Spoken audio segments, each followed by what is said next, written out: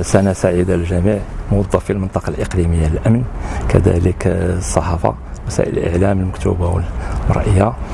إذا مناسبة هذه احتفالات برأس السنة، المنطقة الإقليمية للأمن بقلميم تقوم بواحد المجموعة من الترتيبات الأمنية المشددة تزامنا مع تنظيم البلاد ديالنا البطولة بطولة كأس الأمم الإفريقية اللي تضعف واحد المجموعة تاع المدن. بدورها المنطقة الإقليمية للأمن قامت بتقسيم المدينة لمجموعة من القطاعات، كل قطاع ترأسه رئيس دائرة أو رتابي مدعوم أو مدعم بمجموعة من العناصر مدنية وبالزي رسمي. الهدف ديالهم هو عملية شرطية واسعة النطاق في القطاع ديالو، قصد تنقية القطاع من كل الشوائب الأمنية وتغطية أمنية شاملة، كذلك تأمين جميع المدارات اللي في المدينة، بحيث يقوم عناصر المرور بتصدي المختلف المخالفات المرورية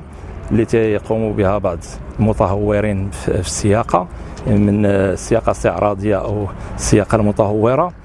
بالإضافة إلى سدود متحركة ثابتة في مداخل المدينة، المداخل الأربعة للمدينة، بالإضافة إلى سدود اللي هي متحركة تتكون في الشوارع الرئيسية دون إغفال الأزقة الضيقة التي تقوم بها بالتغطية الأمنية أو بعمليات الشرطية بداخلها الأزقة الضيقة، الدراجيين، كذلك الشرطة القضائية العمل ديالها تكون في العمق. ودائما هذه الترتيبات المتخذة تدخل في الاستراتيجية ديال السيد المدير العام للأمن الوطني اللي تيصر على باش تكون الأمن والسكينة لجميع المواطنين، سواء كانوا مقيمين أو عابرين أو